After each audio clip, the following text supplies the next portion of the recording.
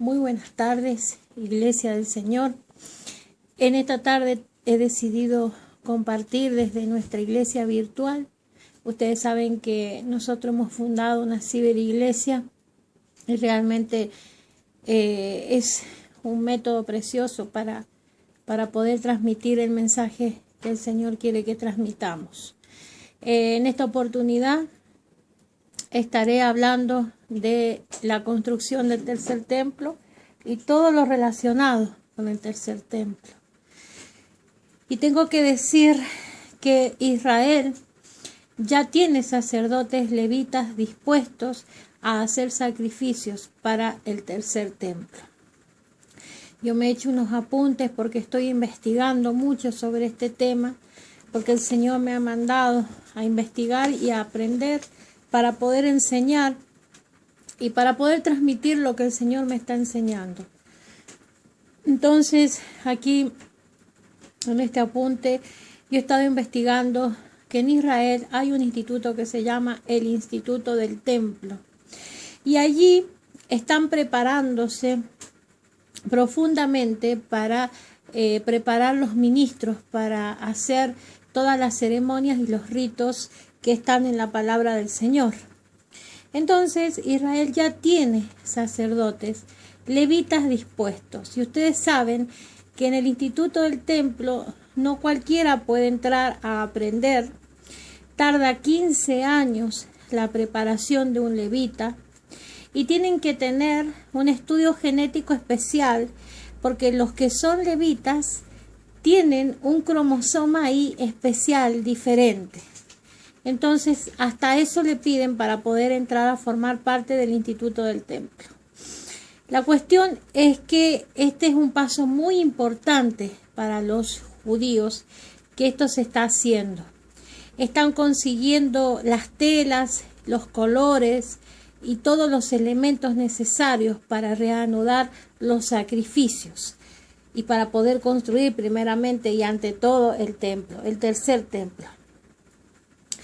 El 20 de agosto del año 2013, después de más de 1950 años, se realizó una ceremonia de preparación en Israel con el objetivo de reiniciar el sacrificio perpetuo. Vamos a hablar un poquito, nos vamos a ir un poquito más atrás a la época de Jesús. Cuando Jesucristo vivió aquí en la tierra, los judíos tenían un templo que había sido construido por Herodes el Grande, pero ese templo, en el 70 después de Cristo, Tito, el general romano, destruyó Jerusalén y destruyó el templo también. Y junto con esa destrucción cesaron los sacrificios para Israel. Y toda la población judía a partir de ese tiempo fue esparcida por todo el mundo antiguo. Solo fue hasta el año 1948 cuando se declaró el Estado libre y soberano de Israel, que la nación judía regresó a su antiguo territorio. Y nunca pudieron justamente reiniciar los sacrificios, o sea, fueron restaurados como Estado, pero no pudieron reiniciar los sacrificios justamente porque se quedaron sin templo.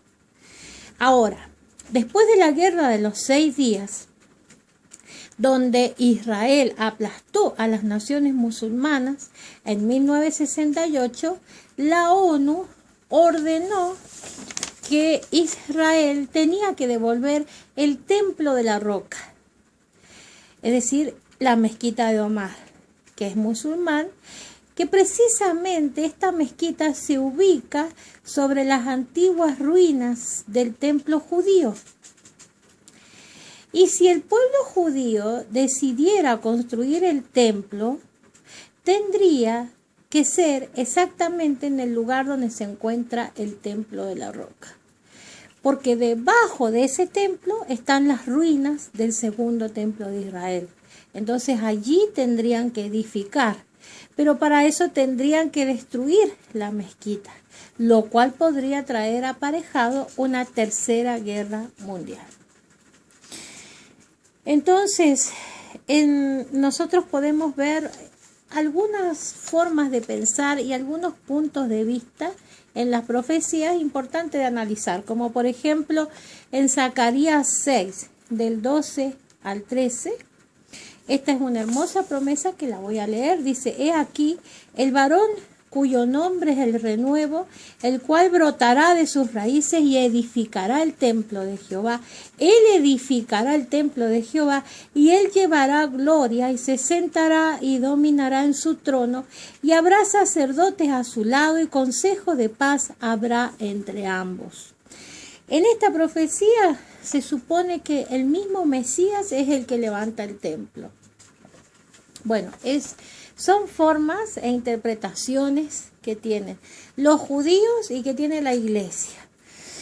Templo o santuario es prácticamente lo mismo, pero no es lo mismo. El templo vendría siendo toda la estructura edilicia, pero el santuario es donde vive la presencia de Dios.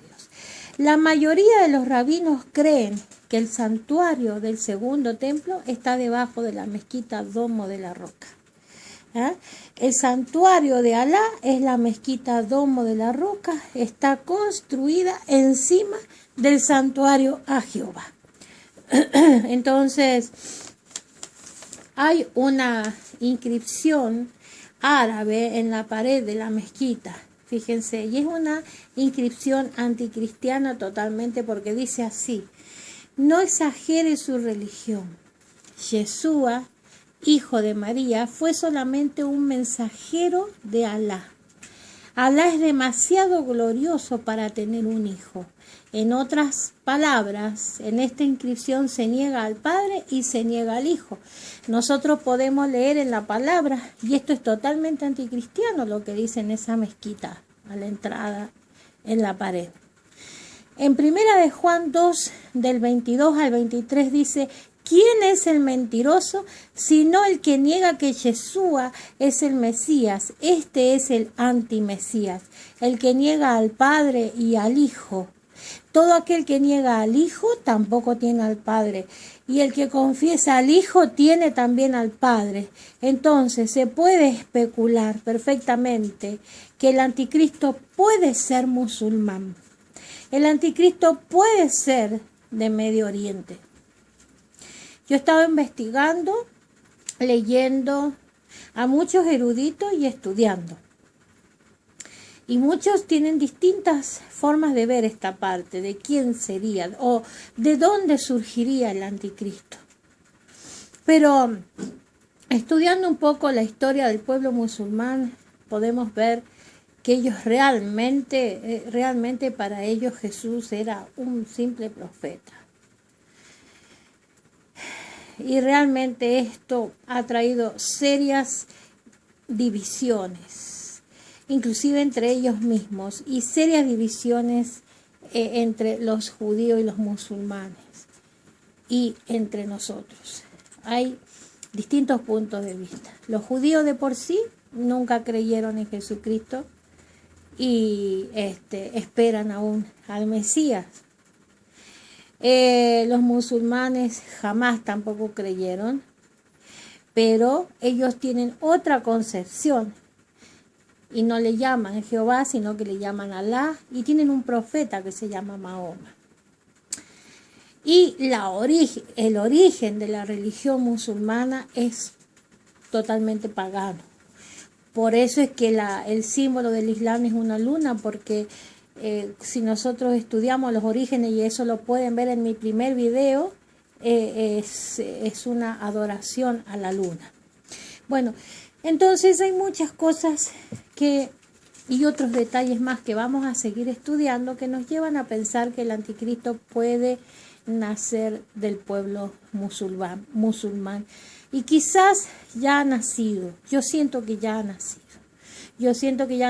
Y que ya está trabajando allí con la Unión Europea, y ya está armando sus redes para gobernar a través del profeta, que yo creo que el profeta puede ser un personaje religioso importante, que tenga influencia a nivel mundial, Un personaje que nos recuerde un poco la moralidad y la buena costumbre, un poco la justicia y la libertad. Y podría ser el papado. Es decir, el profeta que podría estar apoyando al anticristo podría ser todo el sistema del papado. En un mundo donde el caos moral y espiritual está vigente, la palabra del Papa a nivel mundial trae repercusiones políticas y repercusiones sociales. Entonces, si el Papa apoya a este anticristo, hará que todas las naciones puedan sujetarse a este hombre de pecado que surgirá. Tengo que decir que el domo de la roca siempre ha sido grandemente sacudido. Muchos eruditos, rabinos, piensan que el domo de la roca no va a ser destruido por mano de hombres, sino por la mano de Jehová. Porque Jerusalén es una zona muy sísmica. Entonces, posiblemente, como el domo de la roca ha sido varias veces sacudido por distintos temblores y movimientos bien fuertes, y ha tenido que ser restaurado varias veces el domo de la roca. Por eso justamente. Un movimiento grande que hubo en Palestina de tierra telúrico fue en el año 1927, y a partir de esa vez otros movimientos se sucedieron y fue siempre muchas veces sacudida. Entonces es probable que esto suceda, es decir, que la mano misma del Señor destruya y allí se pueda levantar, ¿no es cierto?, el templo. Y es necesario que se levante ese templo porque los judíos piensan que sin ese templo no volverá el Mesías. Entonces están preparando las cosas. En 2 de Tesalonicenses 2:3 dice: nadie os engañe de ninguna manera, porque no vendrá sin que antes venga la apostasía y se manifieste el hombre de pecado, el hijo de la perdición. Entonces, nosotros tenemos que orar grandemente, mucho, orar en estos tiempos para prepararnos como la esposa que anhela reencontrarse con el esposo. Entonces, tenemos que aprender a encontrar nuestra posición como novia de Cristo y prepararnos, pero no prepararnos en señales y prodigios externos, sino en señales del corazón reñidas con la santidad. El Señor viene a buscar una iglesia vestida de lino fino. Entonces nosotros es el tiempo de que nos limpiemos de toda contaminación de carne y de espíritu, y que podamos estar preparados para recibir a un Dios santo, a un Dios glorioso que viene en gloria, y es el mismo que están esperando los judíos ahora. Lo que pasa es que ellos esperaban un rey con actividad política y social, y nunca creyeron que el Señor lo iba a hacer nacer en un pesebre y en un establo. Esperaban un rey en gloria. Entonces por eso nunca les cerró, y por otros detalles más, nunca les cerró a ellos que Jesucristo era el Mesías, al cual tenían que reconocer. Pero llegará el tiempo, y esto está en Zacarías también, donde llorarán y lamentarán por aquel a quien traspasaron. Se caerán los velos, pero para eso tenemos que esperar el tiempo más oscuro de la tierra, la medianoche, las 12 de la noche, en el horario profético, el tiempo más oscuro para la humanidad. Entonces, yo quiero que la iglesia esté dentro de las prudentes, llenándose del Espíritu Santo en este tiempo, buscando obedecerle, buscando quitar ídolos y otros dioses ajenos del corazón y de la mente y del cuerpo, y buscando prepararse porque viene pronto. Y no viene como muchos dicen, que la iglesia quiere escapar. Yo les digo algo: la iglesia que viene a buscar al Señor es una iglesia madura, no es una iglesia que busca escapar. Es una iglesia que busca el encuentro con su amado. Es una iglesia que busca que Dios muestre su gloria y su poder y desate sus juicios y todo lo que tiene preparado para la tierra. Entonces, aquí no hay una inmadurez de querer escapar. ¿De qué vamos a escapar? Muchos hablan de una gran tribulación, que nosotros no estaremos o no pasaremos por la gran tribulación, algunos no pasarán, otros pasarán y formarán parte de los mártires, porque habrá mártires de nuevo sobre la tierra. Pero a nosotros no nos importa escapar. Yo creo que una iglesia madura no debe pretender escapar, pero sí debe pretender ponerse, alinearse a los planes eternos, alinearse al diseño del Señor, alinearse al plan del Espíritu Santo. Yo creo que es necesario en este tiempo que la iglesia se comience a alinear al plan de Dios que Él ha preparado para nosotros, para cada uno de nosotros, y no significa escapar, como nos han tachado algunos que dicen que nosotros los hijos de Dios siempre buscamos escapar de las pruebas. Entonces, qué mejor, cuando venga todo el desastre nos vamos. Pero es necesario que la iglesia glorifique a su Señor. Y la iglesia no se va porque ella quiere, se va porque el Señor la quiere sacar. El Señor quiere retirar el Espíritu Santo de este planeta.